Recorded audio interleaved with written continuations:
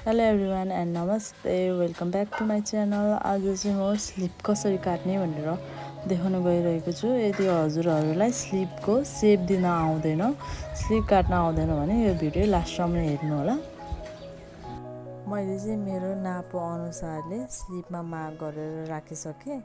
मैले चाहिँ स्पेसली हजुरहरूलाई स्लिपको सेप कसरी दिने भनेर मात्रै सिकाउन लागिरहेको छु। त्यही भएर स्लिपको मार्क चाहिँ मैले पहिले गरिसकेँ। अब चाहिँ म हजुरहरूलाई स्लिपको सेप चाहिँ कसरी दिने भनेर सिकाउन गइरहेको छु। 3 डाउन गरेर स्ट्रेट लाइन तान्दा चाहिँ हाम्रो 10 आएको छ। अब चाहिँ 10 को हाफ चाहिँ 5 हुन्छ। 5 मा चाहिँ लाइनको माथिपट्टि हाफ इन्चको धर्को तानिदिने। अब त्यो 5 र यता कुनाको पनि फेरि बिच भाग निकाल्ने, हाफ इन्च निकाल्ने। 5 थियो भनेपछि हाम्रो 5 को हाफ हुन्छ 2.5। 2.5 मा पनि हाफ इन्च माथिपट्टि मार्क गरिदिने, धर्को तानिदिने, हाफ इन्चको धर्को तानिदिनुपर्छ। अब फेरि यता छेउको पनि बिच पोइन्ट निकाल्नुपर्छ।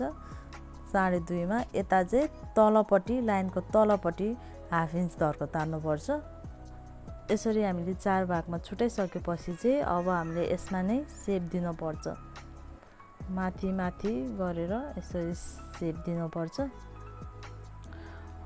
अब चाहिँ हामीले फर्स्ट र सेकेन्डमा चाहिँ माथि माथिबाट सेप दिएर थर्डको पालामा चाहिँ तल लगेर सेप दिनुपर्छ।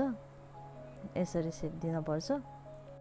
यो भयो ब्याकको सेप भयो भने चाहिँ अब चाहिँ फ्रन्टको लागि सेप दिन चाहिँ यसरी माथि अनि तल तलबाट सेप दिनुपर्छ अनि कटिङ गरिदिनुपर्छ।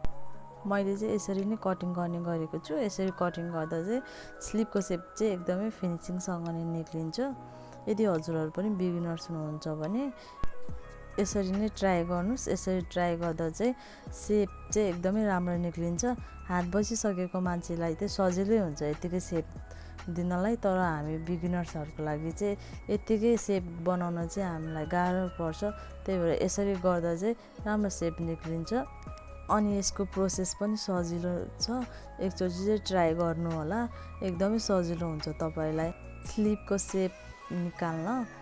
यदि हजुरहरूलाई मेरो भिडियो मन परेमा please like, share, subscribe and comment गरिदिनु। Thank you for watching my video.